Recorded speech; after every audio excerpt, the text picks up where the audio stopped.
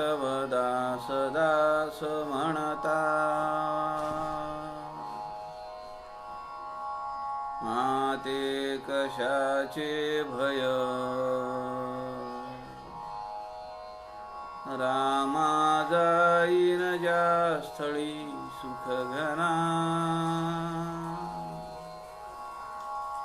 होईल तेथे जय, रामाया भुवनात्रयी तुझ विणा, नाही दुजा तारक, रामा तू सकलार्थ पूर्ण करीशी, तू तात मी बालक,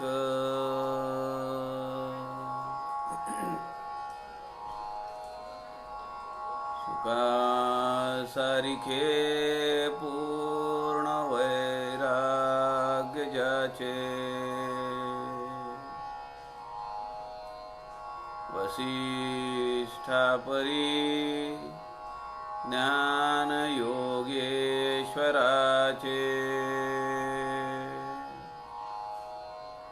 कवी वाल्मिकी सारिखा मान्य ऐसा,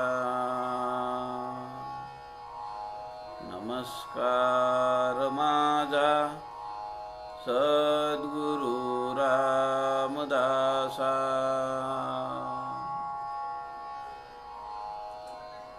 मला वाटते अंतरी त्वा वसावे, तुझ्या दासबोधासी त्वा बोधवावे, अपत्यापरी पाजवी प्रेम रसा, महाराजया सद्गुरु रामदासा, जय जय रघुवीर समर्थ, सब संतन की जय।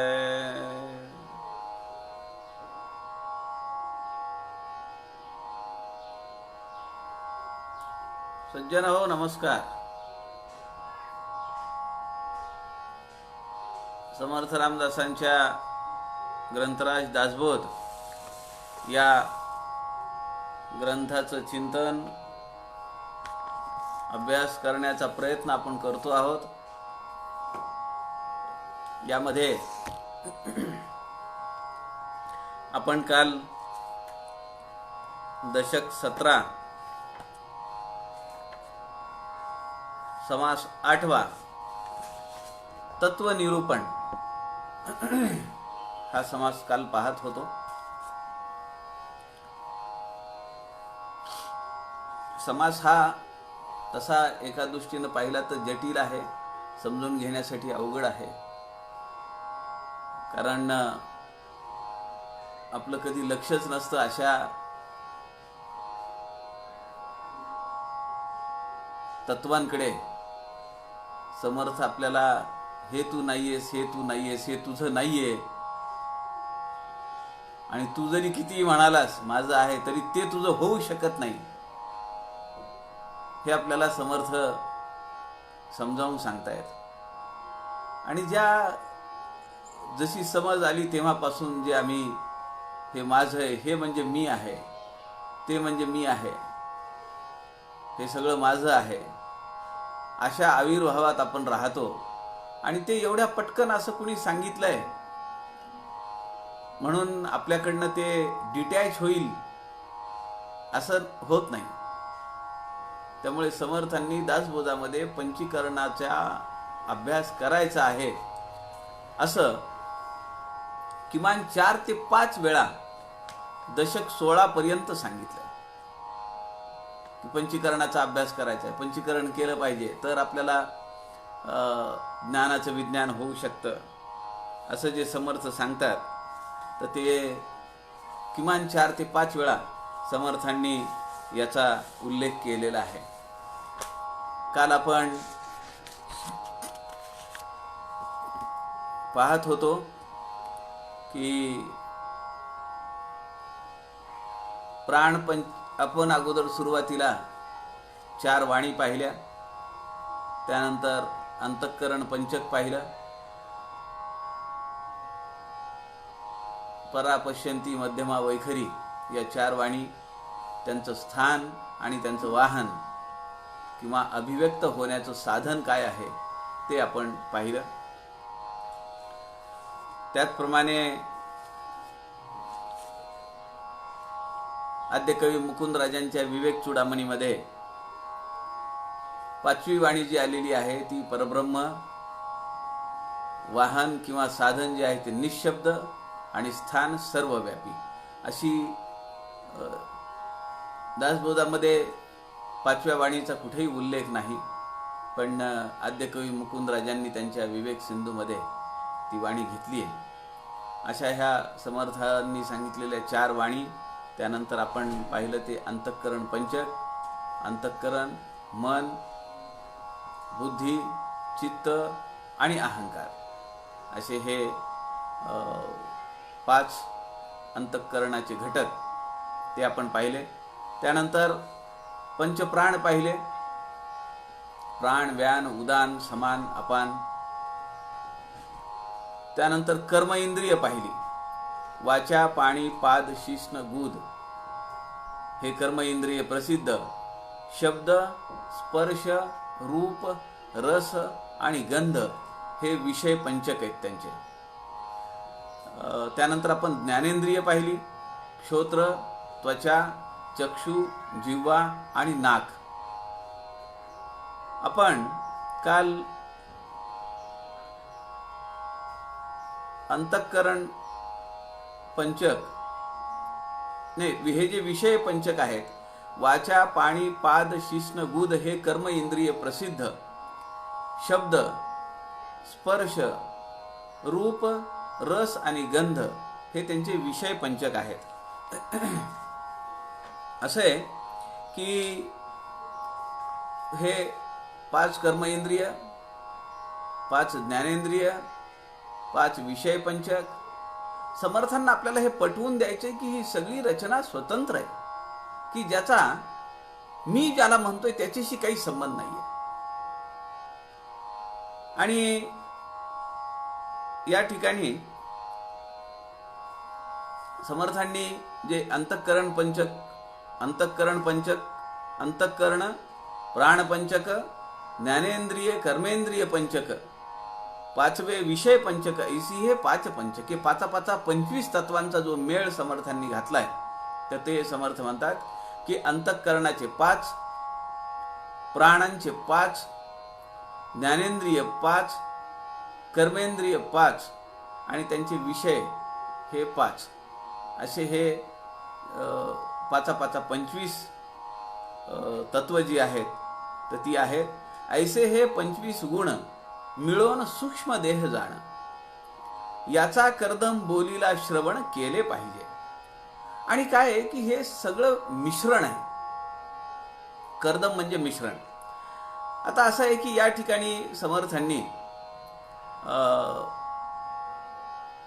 5 घटक सांगितले आणि पुढे समर्थ असं म्हणतात की ऐसे हे 25 गुण मिळून सूक्ष्म देह जाण, स्थूल देहाचे 25, सूक्ष्म देहाचे 25, याचा कर्दम बोलीला श्रवण केले पाहिजे. हे मिश्रण आहे सगळं. म्हणजे आपल्याला एखादं तत्व हे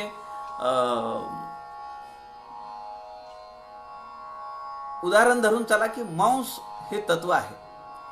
हे आपण कशात धरलेलं आहे? पृथ्वीमध्ये, कारण ते घनीभूत आहे. म्हणून पृथ्वीची 5 आपण तत्व पाहिली. हाडं, मांस, त्वचा, शिरा किंवा नाडी आणि रोम म्हणजे केस. पण आता ते मांस जर घटक घेतला आपण तर त्यामध्ये पाणी आहे, म्हणजे ते द्रवीभूत आहे.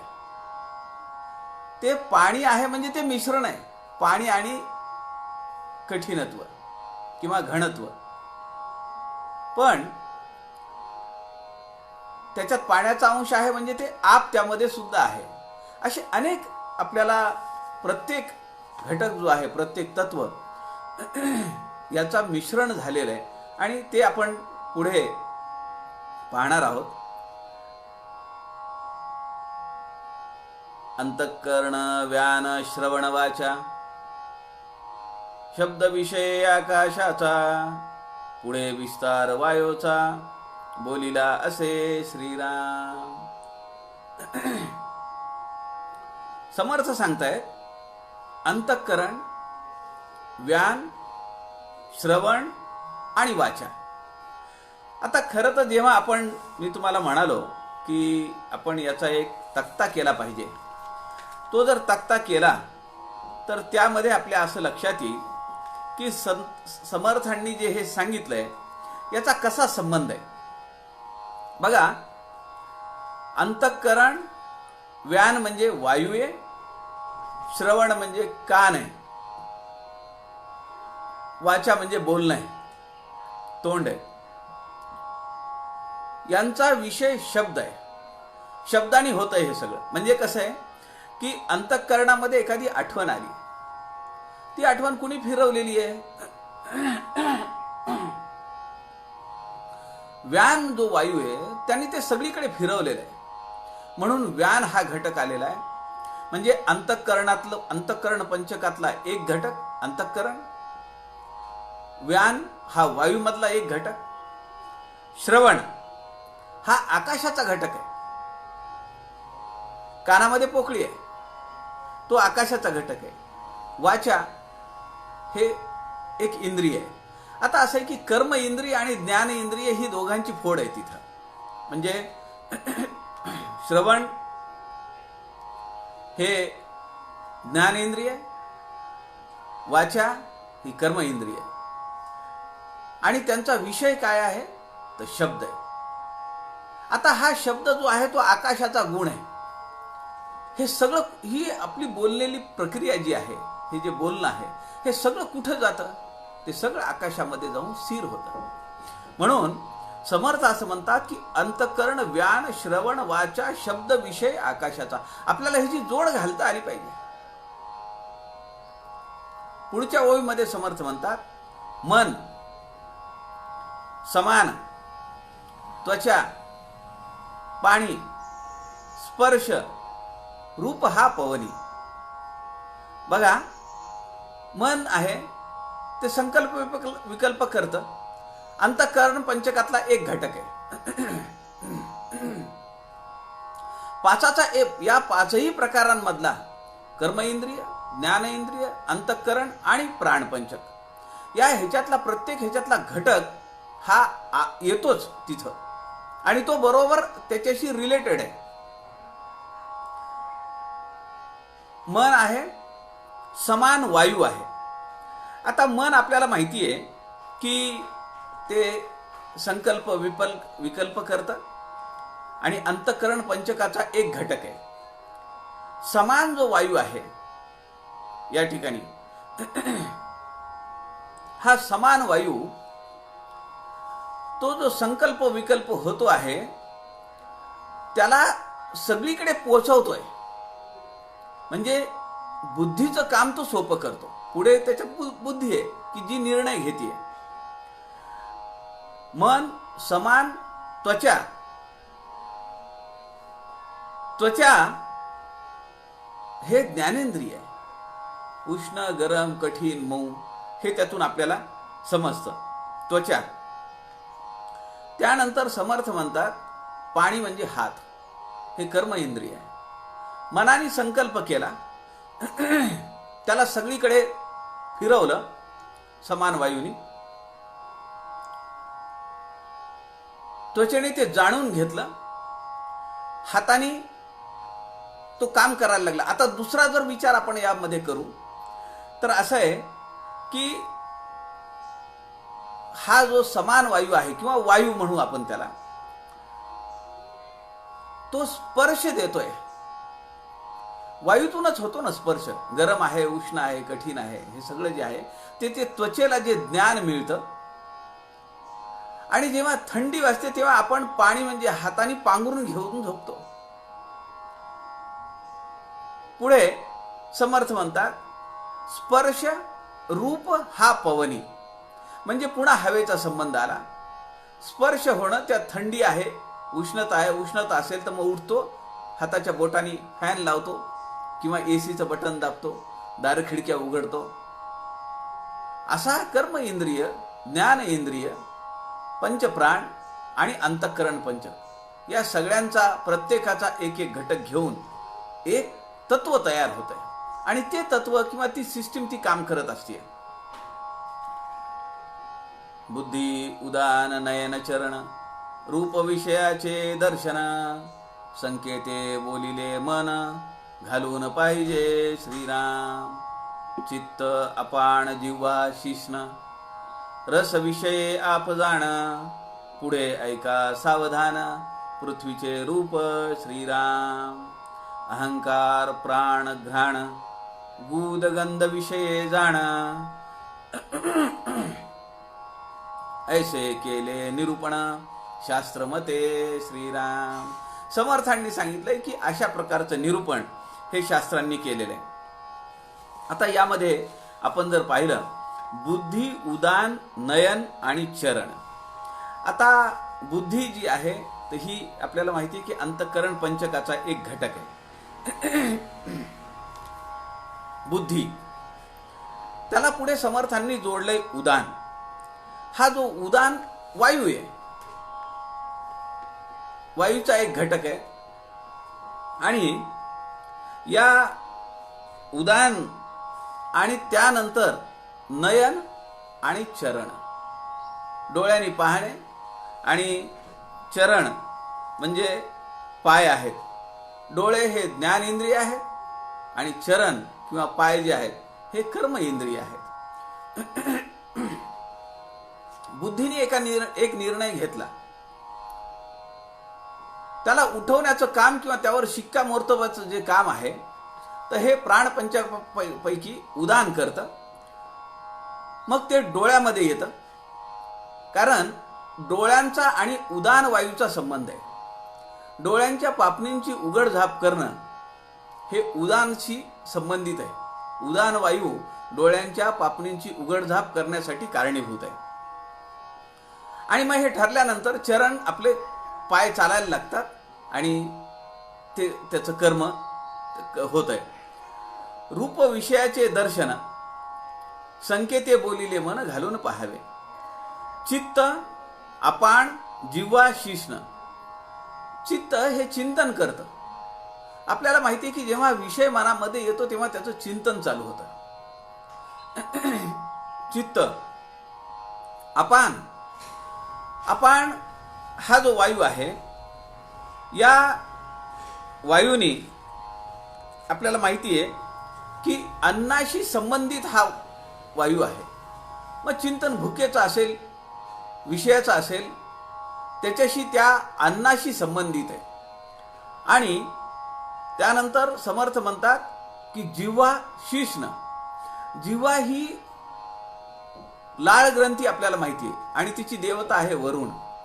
परत जिव्हा जी आहे ही भुकेशी किंवा खाण्याशी, विषयाशी संबंधित आहे. आणि शिष्ण हे रतिभोग किंवा मलमूत्राचं विसर्जन. रस विषयी आप जाणं, हे सगळे रसाचे प्रकार आहेत. म्हणजे इथं रसाचं आधिक्य आहे. जीभ रस आहे. उदान प्राणाशी संबंधित असल्यामुळे तो अन्नाशी संबंधित आहे, त्यामध्ये रस आहे. नयन, डोळ्यांमध्ये पाणी आहे, तिथं संबंध आहे आपाचा. त्यानंतर शिष्ण, वीर्य जे बाहेर पडतं ते आपाशी संबंधित आहे.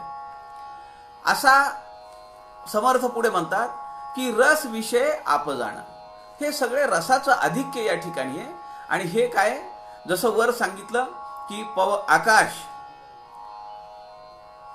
17व्या ओवीमध्ये, त्यानंतर पवन म्हणजे वायू झाला, त्यानंतर रूप विषयाचं दर्शन म्हणजे तेज झालं, रस विषय आप म्हणजे पाणी झालं, आणि अहंकार प्राण घ्राण गुद गंध विषय जाण. आता हे सगळे पृथ्वीची तत्व आहेत. अहंकार पृथ्वी तत्व आहे, जडत्व आहे त्यात. प्राण, जोपर्यंत प्राण आहे तोपर्यंत शरीर चालतं फिरत आहे, म्हणजे जडत्व आहे. घ्राण, गंध जो येतो तो पृथ्वीवरून येतो. काय कुजलेला असेल, चांगल्या फुलांचा गंध असेल, एखादी वस्तू खराब झाली असेल, नासलेली असेल, जाळलेला असेल, पाऊस पडला असेल पहिला, तो सगळा जो गंध आहे तो घ्राणाशी संबंधित आहे, नाकाशी संबंधित आहे. म्हणून घ्राण. गुद म्हणजे मलोत्सर्ग, पुन्हा तिथं गंधाचे ह्याचा गंधाशी संबंधित आला. आणि म्हणून समर्थ म्हणतात की गंध विषय जाण ऐसे केले निरूपण शास्त्रमते. आता हे जे समर्थांनी आपल्याला सांगितली स्थूल देहाची तत्व, ती आहेत भूतपंचक, त्यामध्ये विषय पंचक आहे. आकाश हे एक, आकाश, वायू, तेज, आप आणि पृथ्वी हे जे आहेत हे विषय पंचक आहेत. आणि या विषयांची तामसिक निर्मिती आहे, तामसिक विभागापासून याची निर्मिती होते. यामध्ये केवळ जडत्व आहे, इथं ज्ञान नाहीये. तुम्ही पहा की आकाश किंवा विषय पंचक, आकाशाचा शब्द आहे, तो आकाशाशी संबंधित आहे. म्हणजे आकाश, वायू, तेज, आप, पृथ्वी यामध्ये आकाशाचा शब्द आहे, वायूचा स्पर्श आहे, तेजाचं रूप आहे, आपाचा रस आहे. रस हे 2 प्रकारचे आहेत, आणि त्याचा रंग जो आहे तो पांढरा आहे. म्हणजे ज्याचा आधिक्य आहे त्याची चर्चा या ठिकाणी केलेली आहे. पांढऱ्या पाण्यापासून वनस्पती तयार होतात, आणि वीर्य हे पांढरे, त्यापासून गर्भधारणा होते. पुढे समर्थ म्हणतात की पृथ्वी हे गंध आहे, आणि हे सगळं जडत्व आहे बरं का. शब्द जडत्व आहे, स्पर्श, रूप, रस आणि गंध हे कुसतं, नाचतं. तर त्यात तो गंध जो आहे तो फुलांचा येतो, सुगंध असेल किंवा कुजलेला असेल, नाचलेला असेल, ते सगळं पृथ्वीवर पडतं. अंतःकरण पंचक जे आहे, अंतःकरण पंचक हे सात्विक भागापासून निर्मिती झालेली आहे. असं आहे की सात्विक भागापासून काय निर्माण झालेलं आहे आपल्या लक्षात आलं पाहिजे. सात्विक भागापासून अंतःकरण आणि ज्ञानेंद्रिय तयार झाली. गीतेमध्ये असा एक श्लोक आलेला आहे, सत्वा सत संजायते ज्ञानम. सात्विक भागापासून जे तयार झालं त्यातून ज्ञान प्राप्त होतं. त्यामुळे अंतःकरण पंचक आणि ज्ञानेंद्रिय पंचक हे सात्विक भागापासून तयार झालेले आहेत. ज्ञानेंद्रिय पंचक ज्ञान मिळतं, अंतःकरण पंचकापासून ज्ञानापर्यंत जायला मार्ग आहे. स्फुरण होणं अंतःकरणामध्ये, मनाने नक्की काय ते विचार करणं, योग्य अयोग्य, जाऊया नको जाऊया, संकल्प विकल्प, हे मनाचं काम आहे. बुद्धी निर्णय घेते, त्यानंतर चित्त, आणि त्यानंतर अहंकार. आता हे या ज्या गोष्टी आहेत या सत्वगुणापासून तयार झालेल्या आहेत. राजसिक भागापासून पंचवायू आणि कर्मेंद्रिय तयार झाली आहेत. त्यामुळे जेव्हा आपण असं म्हणतो की रजोगुणाचं प्राबल्य आहे, तर त्या ठिकाणी त्याचा अर्थ असा आहे की अनेक चळवळी तयार करणं, अनेक उद्योग तयार करणं, अनेक व्याप तयार करणं, यासाठी आपल्याला कर्मेंद्रियांचा उपयोग होतो.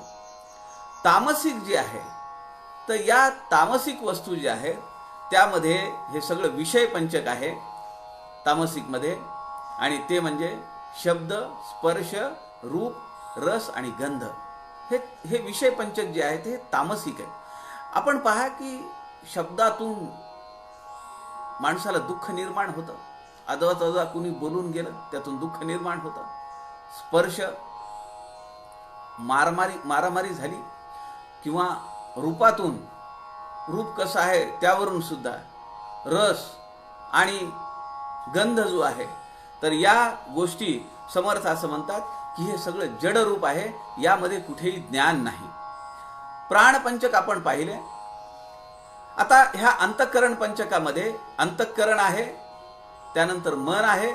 मन हे त्याचं वाहन जे आहे ते समान वायू आहे आणि त्वचेतून त्याची आपल्याला जाणीव होते. म्हणजे त्वचा जरी पृथ्वीचा भाग असला, समर्थांनी हा जो कर्दम शब्द वापरलाय ते मिश्रण आहे. म्हणजे आपल्याला असं वाटतं की त्वचा ही पृथ्वीचा भाग आहे, कारण त्यात जडत्व आहे, घनत्व आहे. पण त्वचेतून कांती आहे. त्वचा म्हणजे कांती,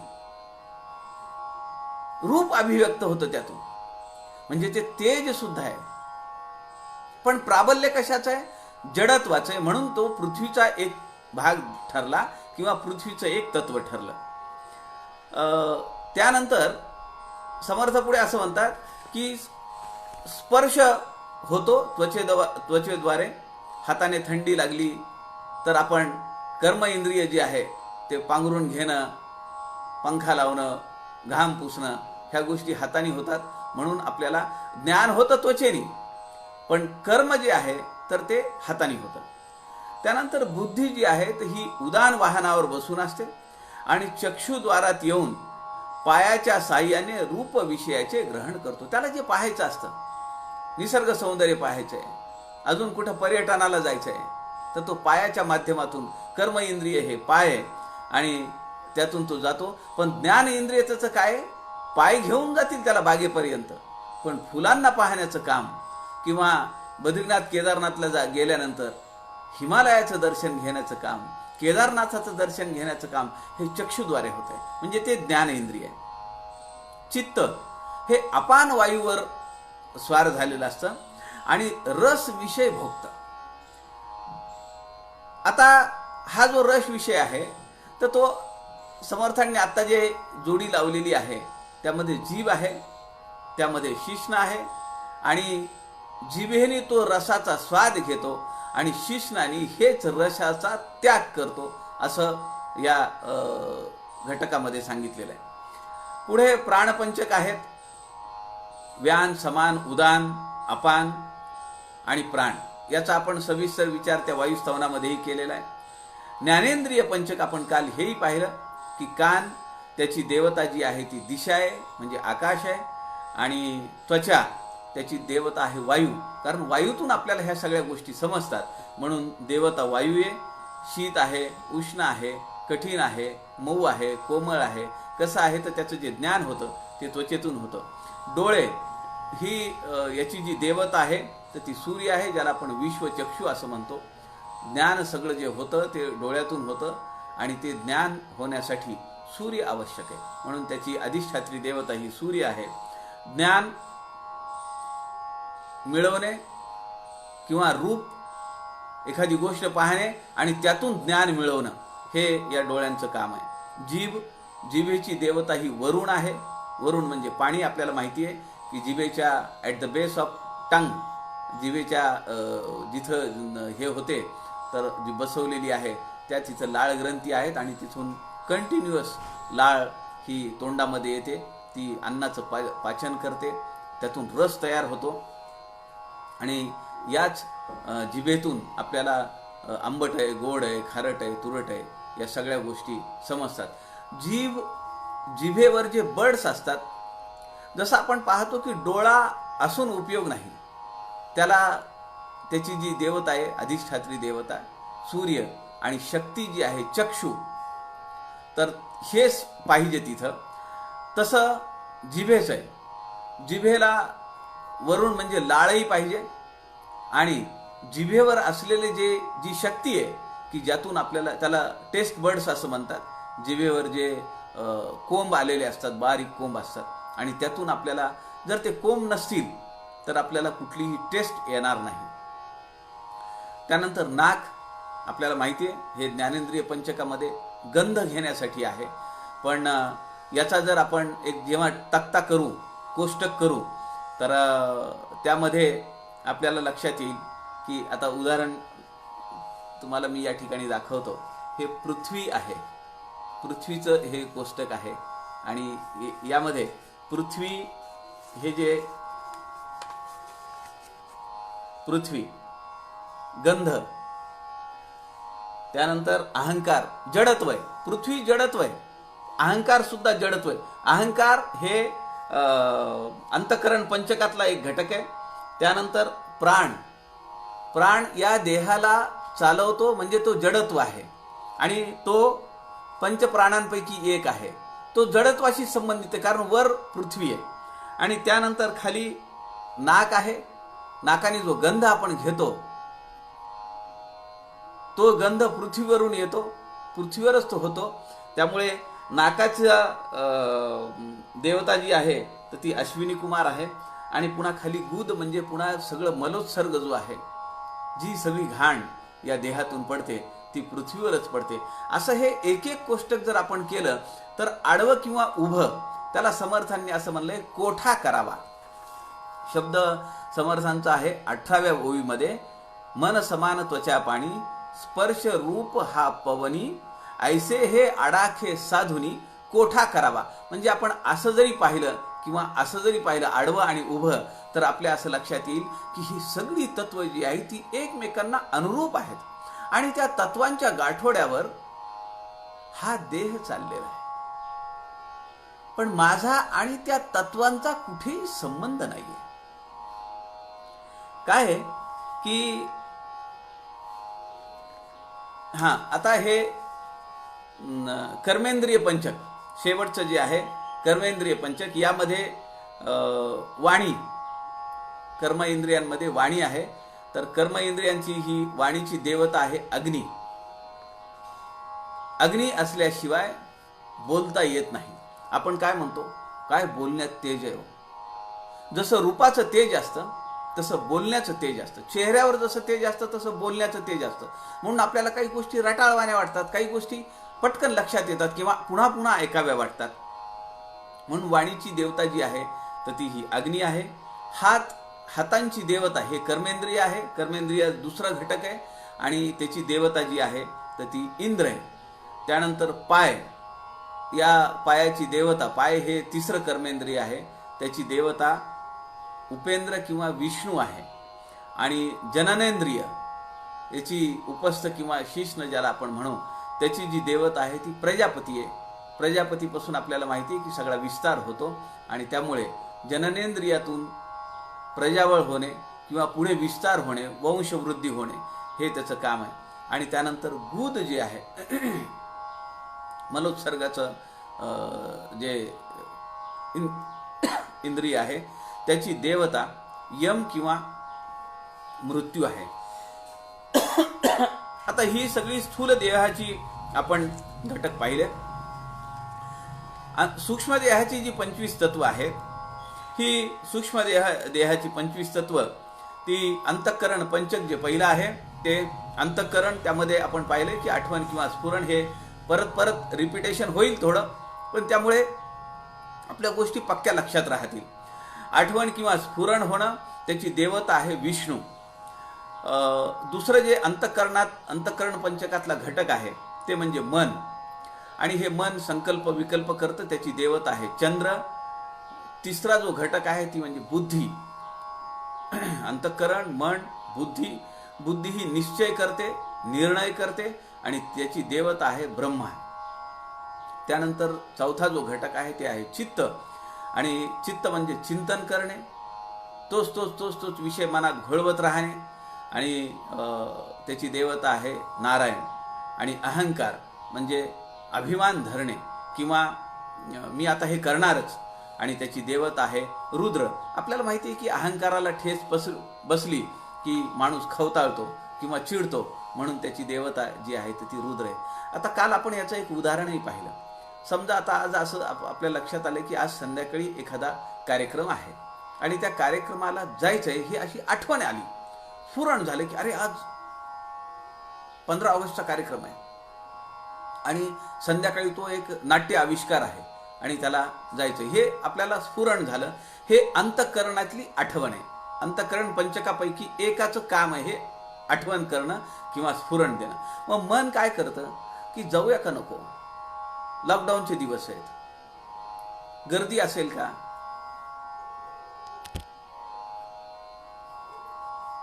मग जर गर्दी असेल तर आपण कशाला तिथं जायचं, सोशल डिस्टन्सिंग पाळलं पाहिजे का, तिथं अंतर ठेवणार आहेत 3-3 फुटाचं अंतर ठेवले, संयोजकांच्या लक्षात असेल, आपण ना आपल्याला जरी काही वाटत असलं तरी त्यांनी तशी व्यवस्था केलेली असेल. हे मन हा विचार करतं, संकल्प विकल्प असा. त्यानंतर बुद्धी त्यावर शिक्कामोर्तब करते की नाही काय हरकत नाही, आता बरंचसं वातावरण निवळलेलं आहे आणि तिथं सगळी व्यवस्था केलेली असणार आहे, एवढ्या लोकांना त्यांनी जर सांगितलेलं असेल तर आपण जायला पाहिजे. आणि म्हणून हा निर्णय बुद्धी करते. एकदा निश्चय झाला मग आता चित्त त्याचं चिंतन करतं, मग कसं जाऊया, कार घेऊन जाऊया का, किती जण जाऊया, पावसाळ्याचे दिवस आहेत, मग मोटरसायकलवर जायचंय, मला एकट्याला जायचं असेल तर मग रेनकोट सोबत ठेवावा का, हे सगळं चिंतन आहे. आणि समजा हे सगळं ठरलं, निर्णय झाला, जायचं झालंय, मोठ्या गाडीने जायचं, कार घेऊन जायचंय, दोघांनी जायचं आहे, असं सगळं ठरलं आणि कुणीतरी ऐन वेळेवर येऊन असं सांगितलं की तुम्ही कशाला जाताय. असंच काही लोक तिथं गेले एका कार्यक्रमामध्ये आणि त्यांना कोरोनाचा संसर्ग झाला. आता आपल्याला इथं चीड भरते, कारण आपण जे सगळं ठरवलेलं आहे आपल्या अहंकाराला धक्का बसतो. आणि म्हणून त्याची जी देवता आहे तर ती आहे रुद्र. प्राणपंचक आपण पाहिले की व्यान, समान, उदान, अपान आणि प्राण हे प्राणपंचक आहेत. व्यान सर्वांगभर तो फिरत असतो, म्हणून मी काल आपल्याला म्हणालो की एखाद्या संघटनेत आमच्या ग्राहक तीर्थ बिंदू माधव जोशींनी याचं वर्णन असं केलं होतं की तो संघटक आहे, कारण तो सगळीकडे फिरत असतो, परिभ्रमण करत असतो, लोकसंग्रह करतो, सगळ्यांना कामाला लावतो, प्रत्येकाला पद वाटून देतो आणि ती संस्था कार्यरत राहते. तसं सर्व सांधे मागे पुढे हलवण्याचं काम जे आहे तर ते हे व्यानाचं आहे. समान त्याचं नाभिस्थान आहे. अन्न जलाचं जे रसरूप पाणी आहे तर ते सगळ्या शरीरामध्ये सगळ्या अवयवांना पोचवण्याचं काम हा समान वायू करतो. उदान हा कंठस्थानावर असतो आणि हिता नावाच्या सूक्ष्म नाडीतून स्वप्न पाहणे, डोळ्यांची उघडझाप करणे, उचकी देणे अशी ही सगळी कर्म तो करत असतो. अपान हा आपण पाहिला की गुदस्थानी असतो आणि मलोत्सर्गाचं मुख्यतः काम त्याचं आहे. प्राण आपण पाहिलं की समर्थांनी अजपा जपामध्ये सांगितलं मुखी नासिकी असी जे प्राण, म्हणजे सगळे वायू जे आहेत त्यांना एक एक ठिकाणे, परंतु प्राण जे आहे ते मुख आणि नाक या 2 ठिकाणी त्याचं स्थान आहे. कर्मेंद्रिय पंचक आपण पाहिले. कर्मेंद्रिय पंचक वाचा म्हणजे वाणी, हात म्हणजे पाणी म्हणजे हात, पाय तिसरं कर्मेंद्रिय आहे, जननेंद्रिय आणि गुद ही 5 कर्मेंद्रिय आहेत. वाचा त्याची देवता अग्नी आहे, कारण अग्नी असल्याशिवाय त्याचं अधिष्ठान असल्याशिवाय वाचेला बळ येत नाही, त्याला धार प्राप्त होत नाही, त्यातून तेज बाहेर पडत नाही. आणि बोलणं हे त्याचं काम आहे. हात देणं घेणं व्यवहार करणं आणि त्याची देवता मी अगोदर सांगितल्याप्रमाणे ती इंद्र आहे. पाय हे त्याची देवता उपेंद्र किंवा विष्णू आहे आणि जाणं येणं फिरणं या सगळ्या गोष्टी पायापासून होतात. जननेंद्रिय यातून मूत्राचा विसर्ग आहे आणि दुसरं रतिभोग आहे आणि याची देवता जी आहे तर ती प्रजापती आहे. गुद हे मलोत्सर्गाचं काम करतं, शरीरातली सगळी विष्ठा बाहेर टाकण्याचं काम करतं आणि मलत्यागाचं काम करतं. त्याची जी देवता आहे तर ती यम किंवा मृत्यू आहे. विषय पंचक जे समर्थांनी सांगितले, आत्ता आपण यामध्ये पाहिलं की विषय पंचकांचा सुद्धा समर्थांनी या ठिकाणी जो शब्द स्पर्श रूप रस गंध हा जो विषय मांडला तर हा विषय पंचक आहे. यामध्ये हे आत्ता जे सांगितले शब्द स्पर्श रूप रस आणि गंध हे विषय आहेत. आता या शब्दाचं उदाहरण म्हणजे असं आहे की त्याला एक दृष्टांत आहे. पंचीकरण या पुस्तकामध्ये हा दृष्टांत दिलेला आहे. आदरणीय श्री गणेशजी नेने यांनी जे गुजरातीतलं पंचीकरण जे श्रीराम गुरूंनी लिहिलेलं होतं, तर त्याला मराठीमध्ये अनुवाद केला. त्यामध्ये त्यांनी शब्दांनी कसा घात होतो त्याबद्दल सांगितलंय. ते म्हणतात की पारधी सुस्वराने गायन करतो, तिची खासियत आहे. आणि तो गायन करतो अरण्यामध्ये बसून, आणि त्या हरणाला ते गायन प्रिय आहे, आणि त्या शब्दासाठी म्हणून हरिण त्याच्या जवळ येऊन बसतं. त्याला वाटतं की काय सुरेख गायन चाललं. हे गायन जे आहे तो ऐकण्यासाठी, त्या शब्दासाठी म्हणून तो आतुर होतो आणि तो ऐकायला बसतो, आणि पारधी त्याला पकडतो.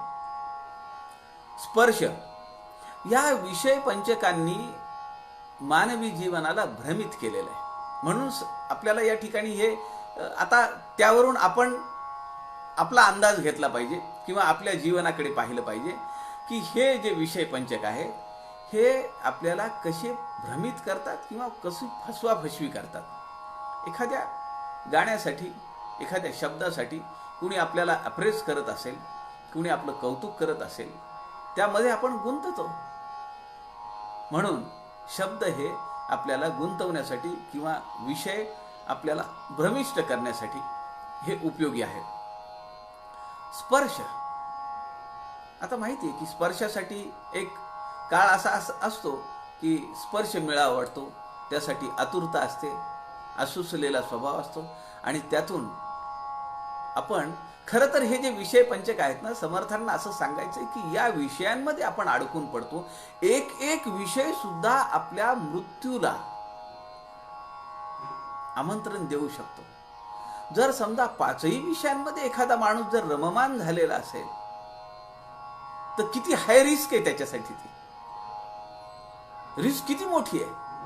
एकच विषय, एक ही विषय काफी है आपल्याला अधोगतीला न्यायला.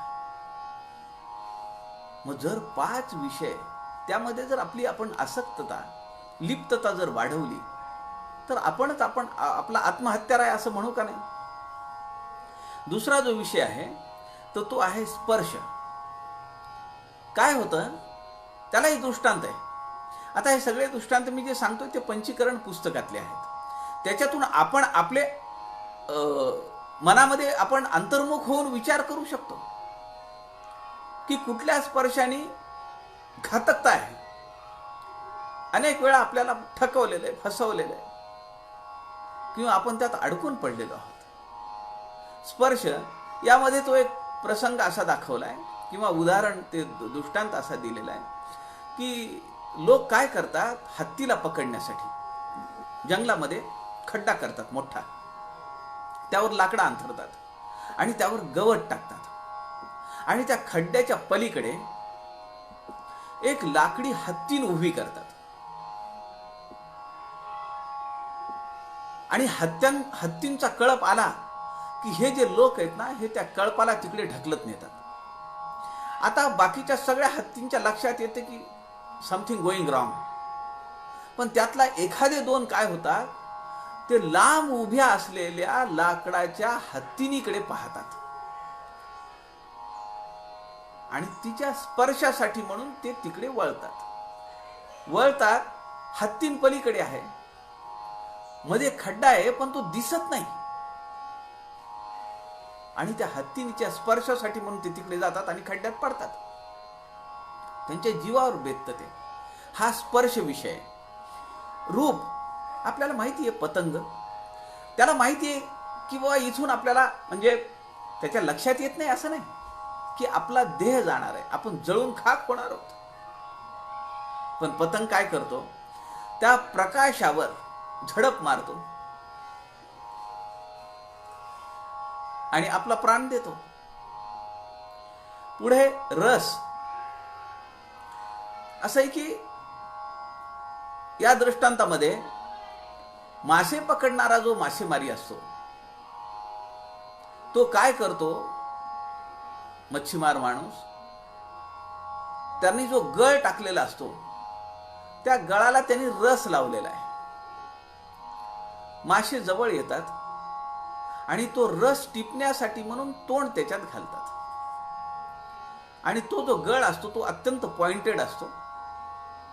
ते रस घेण्यासाठी म्हणून जसं तोंड मध्ये घालतात, तेव्हा तो मासे मारणारा जो माणूस असतो तो त्या गळाला झटका देतो आणि तो जो पॉइंटेड पुढे टोक जे असतं त्याचं नोझल, ते त्याच्या तोंडामध्ये फसून बसतं.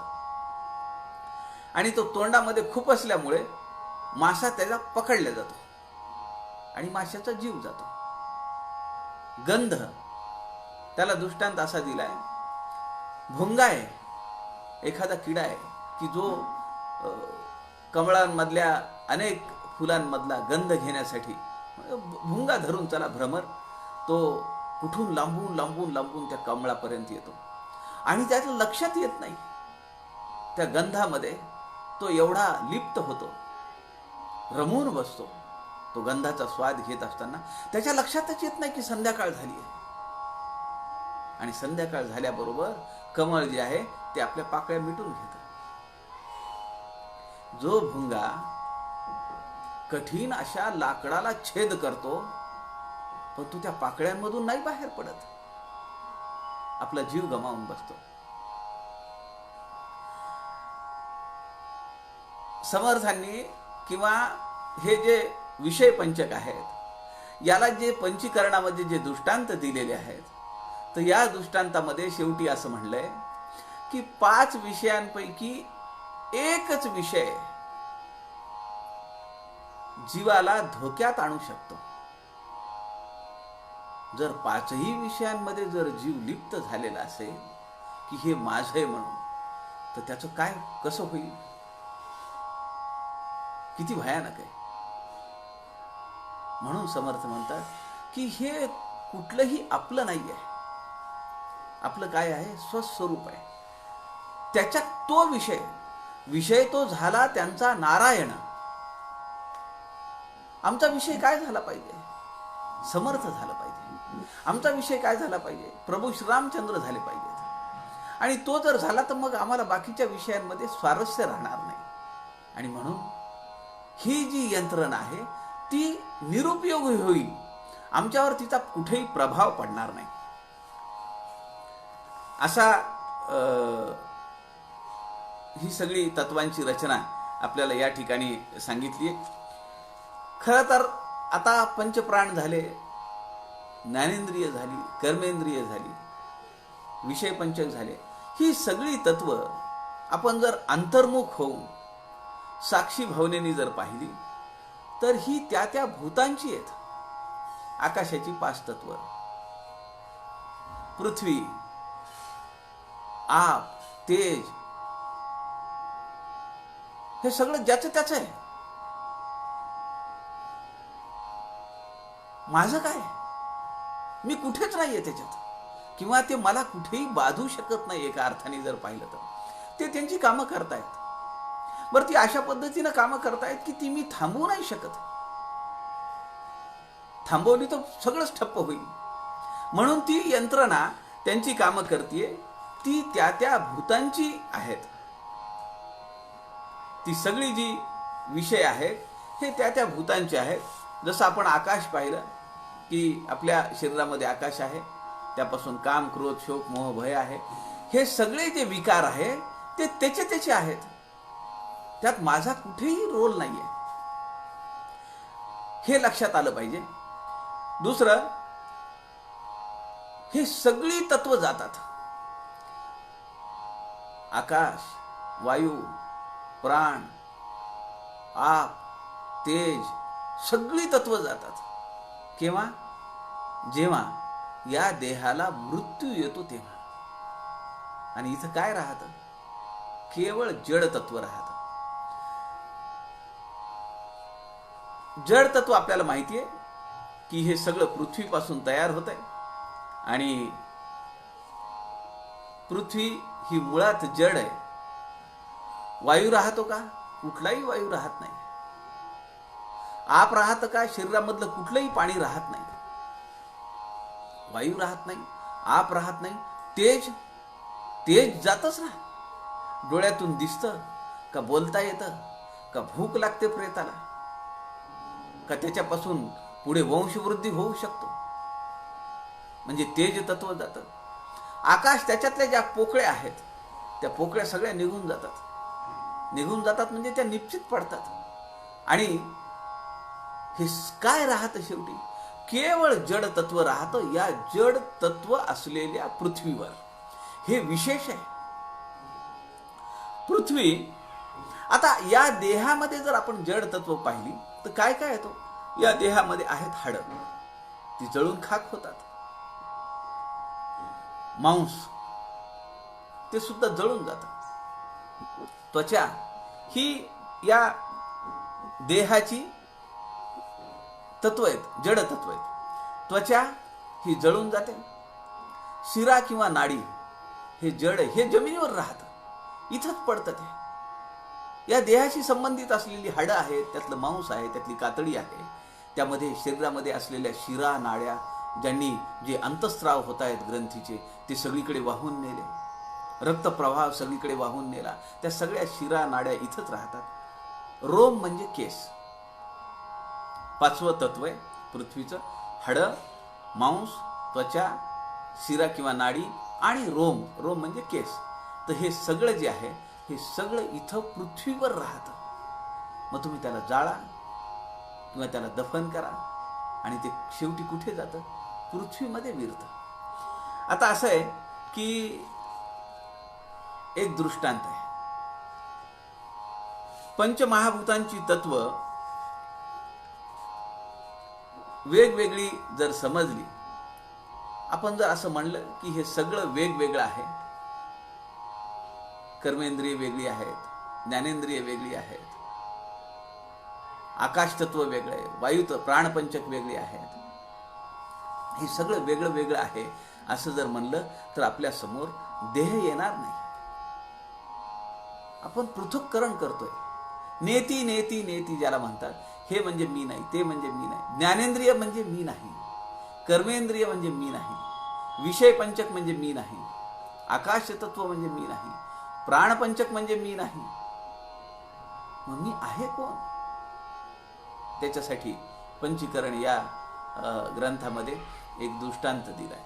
तो दृष्टांत असा आहे की विवेक आणि अविवेक नावाचे दोन मित्र होते आणि ते रस्त्याने चालले होते.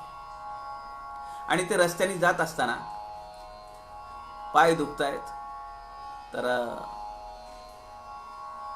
ते म्हणतायत की खूप चाललोय आपण, थोडं थांबूया का?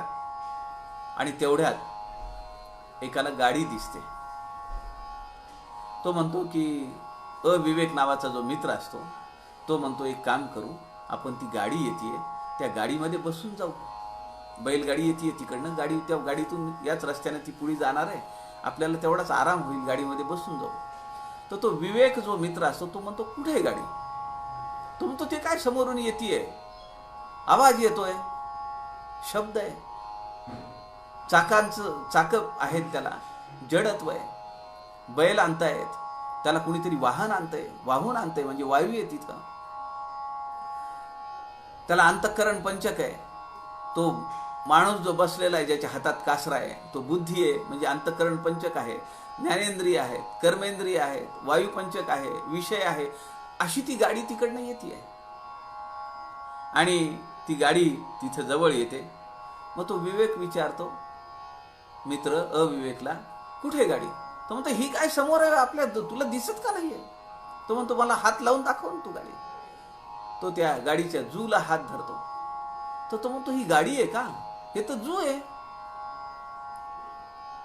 मग तो अविवेक मागे जातो आणि त्या चाकांना हात धरतो.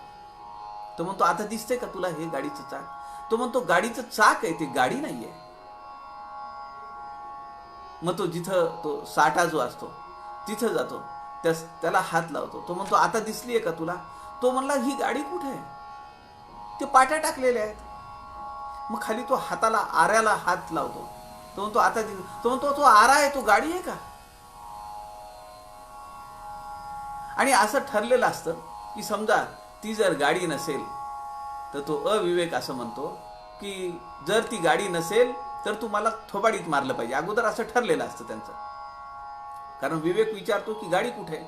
तो म्हणतो ती काय समोरून येते वगैरे, ते त्यांची जी चर्चा झाली त्याच्या अगोदर तो म्हणतो अरे असं कसं काय तुला दिसत नाही, नाही जर गाडी आली तर तू का, तो म्हणतो की न, ती जर गाडी नसेल तर, तो म्हणतो माझ्या थोबाडीत मार, एक चापट मार माझ्या थोबाडीत, गाडी जर नसली तर. आणि मग आता तो अविवेक हरतो. तो म्हणतो खरं आहे तुझं म्हणणं की हे सगळे पार्ट्स आहेत, ही म्हणजे गाडी नाहीये, चल तू थोबाडीत मार माझ्या. तो विवेक म्हणतो थोबाडीत म्हणजे कुठे मारू. तो असा गाल पुढे करतो. तो म्हणतो हा तर तुझा गाल आहे. मग तो म्हणतो तू इथं मार. तो म्हणतो हे तर तुझं कपाळ आहे, इथं मार, ही तर तुझी हनवट आहे, थोबाड कुठे. सज्जन हो, या दृष्टांतावरून एक असं लक्षात घेता येईल की व्यवहारासाठी एक नाव उभं केलेलं आहे, एक यंत्रणा उभी केली आहे, आणि ती कल्पना आहे की ती गाडी आहे. वस्तुतः गाडी नाहीये, वस्तुतः मी म्हणजे देह नाहीये. हे सगळे पार्ट्स आहेत, स्पेअर पार्ट्स आहेत. स्पेअर पार्ट्स त्याचं काम करत राहतात, पण प्रत्येक पार्ट म्हणजे मी नाहीये. मी काल आपल्याला उदाहरण दिलं की कान काही कामानिमित्त कापून टाकावा लागला, डोळा काढून टाकावा लागला, जीभ काढून टाकावी लागली, पण ते सगळं काढून जरी टाकलं तरी ते म्हणजे मी नाहीये. मी म्हणजे कुणीतरी आहे. मग हा कोण आहे? तर ते समर्थ म्हणतात की हे आत्मतत्व आहे. आता अजून एक दृष्टांत आपल्याला पंचीकरण देतं. ते म्हणजे असं आहे की देहापासून आत्मा हा भिन्न आहे. मग देह आणि घर याचा एक साधर्म्य लावलंय. देह आणि घर. आता घरात राहणारा माणूस त्या घराला मी आहे असं म्हणेल का? घर हे घर आहे. तसं जे आत्मतत्व आहे ते आत्मतत्व या शरीराला मी आहे असं म्हणेल का? म्हणू नये. पण त्याची भ्रांती आहे. तो भुललाय, भ्रमिष्ट झालाय, त्याला समजत नाही नक्की काय आहे ते. म्हणून तो म्हणतो की हा देह म्हणजे मी आहे, की जे चुकीचं आहे. म्हणून त्याला दृष्टांत दिलाय घराचा. घराला काय हो? घराला पाया खणलेला आहे, घर जमिनीवर आहे, घराला कॉलम्स आहेत, घराला भिंती आहेत, घराला खिडक्या आहेत, आणि घरावर जे आच्छादन टाकलेलं आहे त्याच्यावर सध्या पावसाळा चालू असल्यामुळे गवत आलेलं आहे. आता हे जे घराचे कॉलम्स आहेत, हे घराचे कॉलम्स म्हणजे आपले पाय आहेत. लॉंग बोन्स ज्याला म्हणतो, फिमर, टिबिओ फिब्युला ही हाडांची नावं आहेत. त्यालाच आपण घरासाठी काय म्हणतो? कॉलम्स आणि बीम्स असं म्हणतो. ही हाडं आहेत, ह्युमरस आहे. आता भिंती ज्या आहेत, या भिंती म्हणजे रिब्स आहेत. ही छातीचा पिंजरा जो आहे ना, या भिंती आहेत की ज्यांनी त्याला धरून ठेवलेलं आहे. मांस आहे की ज्यांनी त्याला प्लास्टर केलेलं आहे. त्या विटा आहेत, सिमेंट, वाळू प्लास्टर केलेलं आहे. हे सगळं काय? मांस, नस, नाड्या, शिरा, हे सगळे. याला खिडक्या आहेत. या घराला खिडक्या म्हणजे आपल्याला माहिती आहे, नवद्वारांच्या खिडक्या आहेत. नाकाच्या पुड्या आहेत, 2 कानाची छिद्र आहेत, तोंड आहे, गूद आहे, 2 डोळे आहेत. या सगळ्या खिडक्या आहेत. आणि जे घरावर आच्छादन टाकलेलं आहे, स्लॅब टाकलेला असेल, कौलारू असतील, पण पावसाळ्यामध्ये वर झाडं येतात, रोपं येतात. कुडाचं जर असेल तर त्यावर गवत येतं, आणि हे गवत म्हणजे केस आहेत, रोम. मग मला तुम्ही सांगा, ज्या घरामध्ये आम्ही राहतो आहोत, आम्ही असं म्हणू का की हे घर म्हणजे मी आहे? मग ज्या घरामध्ये, या देहरूपी घरामध्ये परब्रह्माचा अंश जे आत्मतत्व आहे की ज्याला या देहाशी काही घेणं देणं नाहीये. घर पडतं, भूकंप आला म्हणजे पडतं, खूप वर्ष झाली आहेत बांधून म्हणजे पडतं, त्याला डिमॉलिश करावं लागतं, नवीन घर बांधावं लागतं. तसं हे आत्मतत्व माणूस तोच आहे ना. 20-25 वर्षानंतर घरामध्ये रिनोव्हेशन करतो, घर पाडून टाकतो. कुणीतरी सांगतं की अहो वास्तुशास्त्राप्रमाणे तुमचं घर नाहीये. लोक बिल्डिंगच्या बिल्डिंग पाडून टाकतात आणि नवीन बिल्डिंग उभा करतात, त्यामध्ये राहतात, त्यांना आनंद येतो. आत्मतत्व या देहाचा धिक्कार करतं, या देहाला डिमॉलिश करतं, या देहातून सुटतं आणि नवीन देहात प्रवेश करतं. तो मी आहे. मी म्हणजे हा देह नाही, मी म्हणजे आकाश तत्व नाही, मी म्हणजे प्राणपंचक नाही, मी म्हणजे पृथ्वी तत्व नाही, मी म्हणजे वायू तत्व नाही, मी म्हणजे विषय पंचक नाहीये, मी म्हणजे ज्ञानेंद्रिय नाहीये, मी म्हणजे कर्मेंद्रिय नाहीये. हा जसं आपल्याला ते घर म्हणजे घरामध्ये राहणारा माणूस नाहीये किंवा घरात राहणाऱ्या माणसाला हे घर म्हणजे मी नाही असं वाटतं, असं लक्षात येतंय त्याच्या. मग समर्थ इथं विचारतात प्रश्न की मग तू आत्मतत्व आहेस, तू त्या भगवंताचा अंश आहेस, मग तू या देहाला म्हणजे या घराला मी आहे असं का समजतोस? हे तर कुणाचं तरी परक्याच आहे. कुणाचं आहे ते पंचमहाभूतांचं आहे. समर्थ म्हणतात घरामध्ये राहणाऱ्या माणसाला घर म्हणजे मी आहे असं वाटत नाही, तसं तुला आत्म्याला का वाटतं असं? तर तो भ्रम झालेला आहे, त्याला अज्ञान आहे. आणि त्याला ज्ञान होणं म्हणजेच आत्मज्ञान होणं. आणि जेव्हा हे आत्मज्ञान होईल तेव्हा मिरजेचे आदरणीय दिलीप काका, आपटे काका जसं म्हणाले की मला मृत्यू येणार आहे, पण मृत्यू केव्हा आला पाहिजे? भगवंताला मागणं काय असलं पाहिजे आपलं? की मला ज्ञान प्राप्ती झाल्यानंतर मृत्यू येऊ दे. ज्ञान प्राप्ती झाली की तुम्ही मुक्त आहेत. माझे जे एक नातेवाईक होते पंढरपूरला, मी मागे एकदा खूप दिवसाखाली हा प्रसंग सांगितला की ज्ञानप्राप्तीची दशा झाल्यानंतर ते मला असं म्हणाले की त्यांना कॅन्सर होता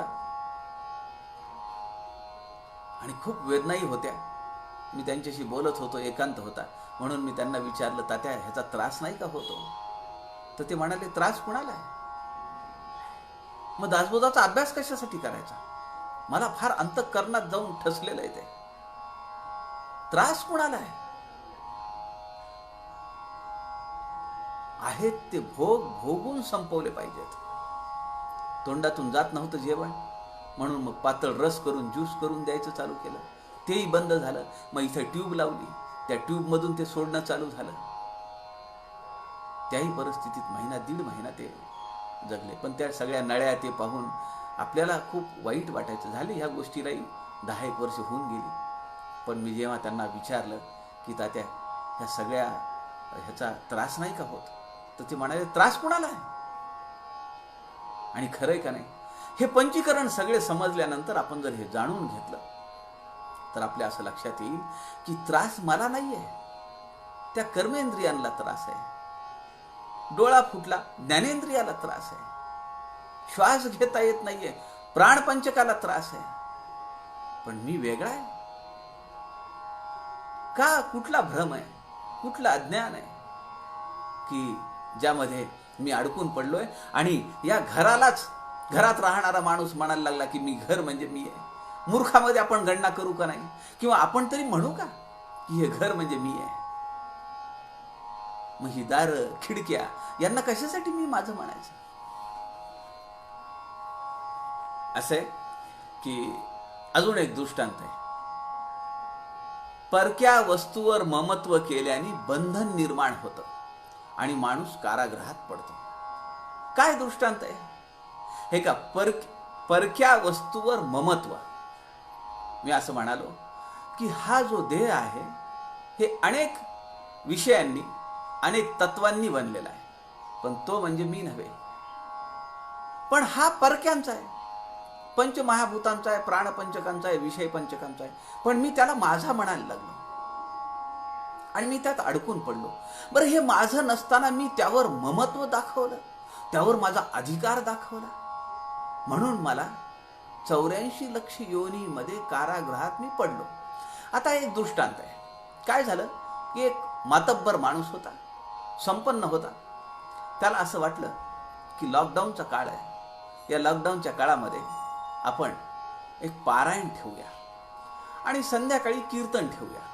सोशल डिस्टन्सिंग पाळू ना, 3 फुटाचं अंतर आहे, सगळ्यांना आल्याबरोबर मास्क दिलेले आहेत, आल्याबरोबर स्वच्छ हात धुवा म्हणून सांगितलं, हात तोंड पाय धुवा म्हणून सांगितलं.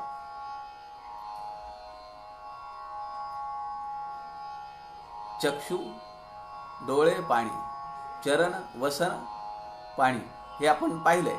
असे जयाचे मळीनं तो सर्वदा मळीनं तो एक मूर्ख, समर्थांनी सांगितलं. चक्षु पाणी घ्राण, वसन चरण वसन सदा सर्वदा मळीनं तो एक मूर्ख, असं समर्थांनी सांगितलं. हा जो मातब्बर माणूस होता गावातला, वैभव संपन्न होता, सधन होता, यांनी असं ठरवलं की लॉकडाऊनचा काळ आहे, सगळे लोक घरात आहेत, आपण एक काम करूया, पारायण ठेवूया आणि संध्याकाळी हरिकीर्तन ठेवूया. मग आता आपल्या घरात तर जमत नाही, लोक जादा येतील, अंतरही ठेवायचे, घरामध्ये किती माणसं बसतील.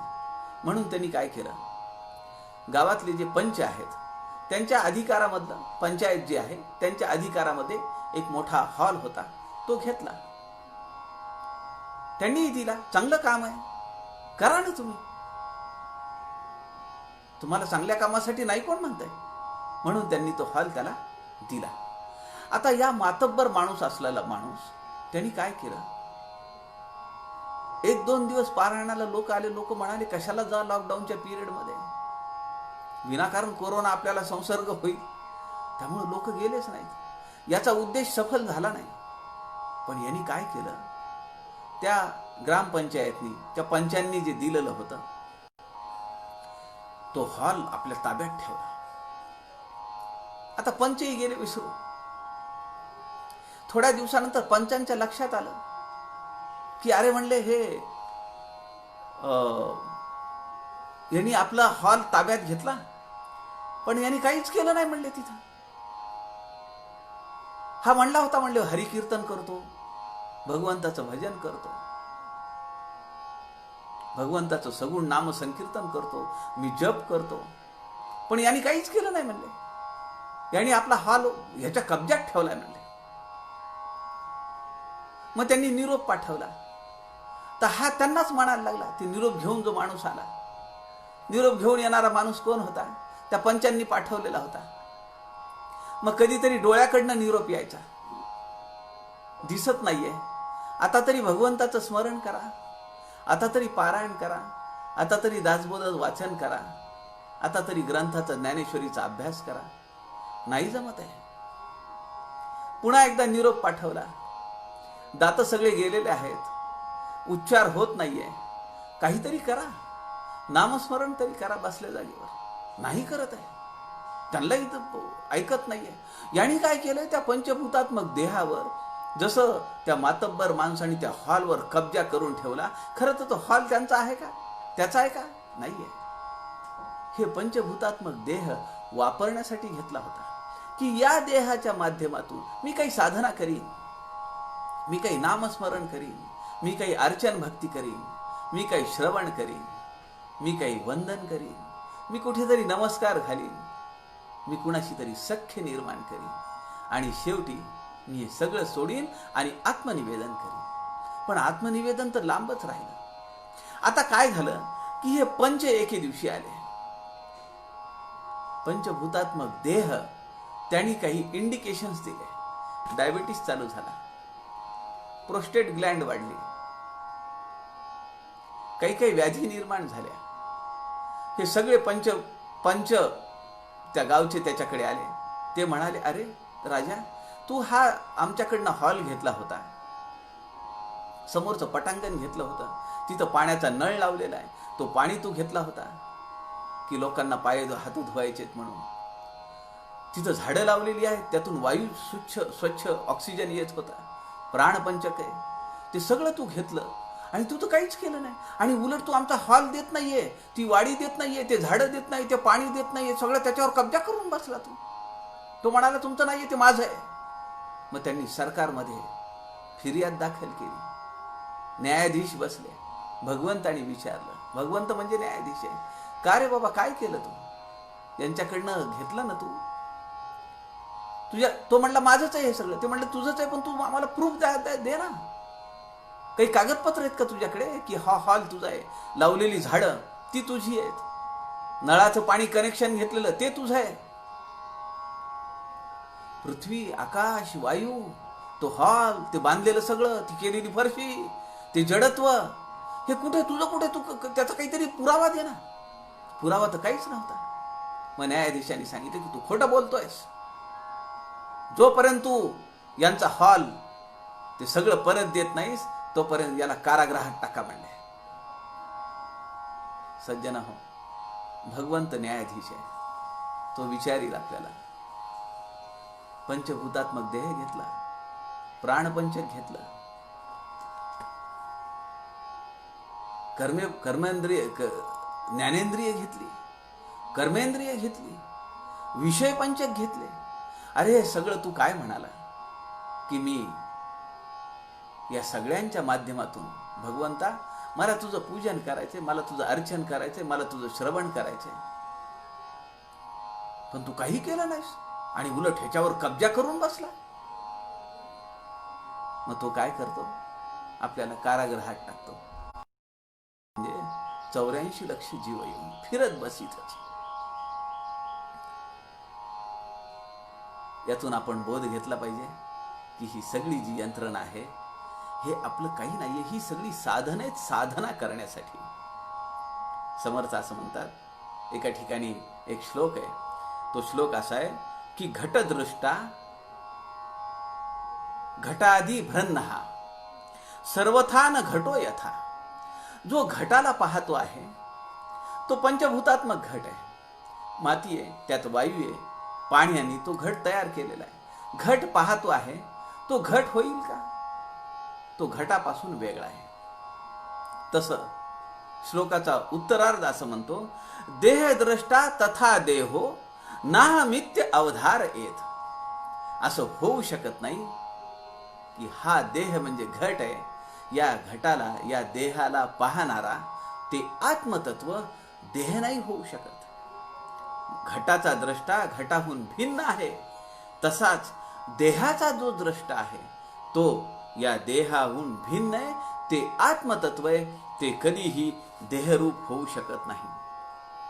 समर्थ पुढे म्हणतात, ऐसा हा सूक्ष्म देहे पाहता होईजे निसंदेहे, तेथे मन घालून पाहे त्यासीच हे उमजे श्रीराम. ऐसे सूक्ष्म देह बोलिले पुढे स्थूळ निरोपिले, आकाश पंचगुणे वर्तले कैसे स्थूळी श्रीराम. काम क्रोध शोक मोह भय हा पंचविध आकाशाचा अन्वये, पुढे पंचविध वायो निरोपिला श्रीराम. चळन वळन प्रसारण निरोध आणि आकोचन हे पंचविध लक्षण प्रभंजनाचे श्रीराम. असं सगळं समर्थांनी हे सगळं वर्णन केलेलं आहे की जे आपण पाहिलं आणि ओवीप्रमाणे न जाता मी त्याचं विवरण आपल्या सगळ्यांच्या समोर सुरुवातीलाच यातून केलं की समर्थ जसं म्हणतात की क्षुधा, तृषा, आलस्य, निद्रा, मैथून हे तेजाचे पंचविध गुण आहेत. आता आपण असं पाहिलंय की तेज म्हणजे काय, तेजाचं काय आहे आणि आकाशाचं काय आहे, वायूचं काय आहे, आपाचे 5 घटक काय आहेत, पृथ्वीचे 5 घटक काय आहेत. आत्ता जे संदर्भ झाला, आकाशाची ही तत्व सगळी हृदयाकाशात निर्माण होतात. काम हा हृदयाकाशात निर्माण होतो. आपल्याला माहिती आहे की काम एकच उदाहरण आपल्या समोर आहे की जे रावणाला कामाने प्रदीप्त केलं आणि सोन्यासारखी लंका आणि सगळा वंश उच्छेद झाला. कामाच्या पाठीमागे आपण जर लागलो, आकाशातलं हे एक तत्व आहे काम. आकाशाचे 5 तत्व आहेत: काम, क्रोध, शोक, मोह, भय. आता आकाशामध्ये हे दिसतात का? जेव्हा गरजतं तेव्हा तो काम आहे. जेव्हा क्रोध निर्माण होतो त्यामध्ये आकाशाचे वेगवेगळे रंग बदलतात. आता हा जो क्रोध आहे हा राक्षस रूपी आहे. अहो, समर्थ म्हणतात की राक्षस परवडला, कारण राक्षस दुसऱ्याचं रक्त पितो. पण माणसाला जर क्रोध चढला तर तो स्वतःचं रक्त जाळतो आणि इतरांचंही रक्त जाळतो. शोक, त्याला खेद निर्माण होतो. मोह, त्या मोहातून, हे सगळी आकाशाची तत्व आहेत. आणि भय, आकाश आपल्याला मोहक दिसतं आणि वेगवेगळे जेव्हा आवाज यायला लागतात, भयानक गर्जना चालू होते, तेव्हा त्यातून भय निर्माण होतं. वायू, आत्ता समर्थांनी सांगितलं. आप, हे आपाचे प्रकार आहेत: वीर्य किंवा रेत, शोणित म्हणजेच रक्त, लाळ, मूत्र, स्वेद म्हणजे घाम. हे आपाचे प्रकार आहेत. आता असं आहे की रक्ताचा रंग हा तांबडा आहे. पृथ्वीचा रंग वरून जर पाहिला तर तो तांबडा आहे. लाळ, मूत्र हे उष्ण आहे. आता मूत्र जरी आपाचा प्रकार असला, एक तत्व असलं, तरी पण ते उष्ण आहे आणि त्यातून उष्णता आहे म्हणजे तेज आहे. स्वेद म्हणजे घाम. पुन्हा समर्थ असं म्हणतात की श्वासोश्वासाच्या प्रक्रियेने घाम तयार होतो आणि ते घाम वाहून न्यायचं किंवा संपवायचं काम वायू करतो. अशी ही तत्व समर्थ शेवटी या ठिकाणी म्हणतात की विवेके चुकला जन्म मृत्यू. विवेकाने जर आपण केला तर जन्म मृत्यू चुकू शकतो. नरदेही साधिले महत्कृत्य, भक्ती योगे कृतकृत्य सार्थक झाले. भगवंताची भक्ती करणं यातूनच नरदेहाचं सार्थक आहे. इति श्री पंचीकरण केलीची करावे विवरण, लोहाचे झाले सुवर्ण परिसाचे नियोगे. परिस आणि लोह तयार, लोहाचं सुवर्ण होईल. समर्थ पुढे म्हणतात की हाही दृष्टांत घडेना, परिसाचे न परिस करवेना, शरण जाता साधू जना, साधू जना साधूच होईजे. भगवंत जर व्हायचं असेल तर पंचीकरण केलं पाहिजे. समर्थ म्हणतात सकळ परमार्थास मूळ, पंचीकरण महावाक्य केवळ, तेची करावे प्रांजळ पुन्हा पुन्हा. हे पुन्हा पुन्हा करत राहिलं पाहिजे. आणि हे पंचीकरण करू तर नरदेह माझा नाहीये हे लक्षात येईल. आपल्याला वागायचं असेल तर आपण आता पुन्हा उद्या भेटूया. जय जय रघुवीर समर्थ.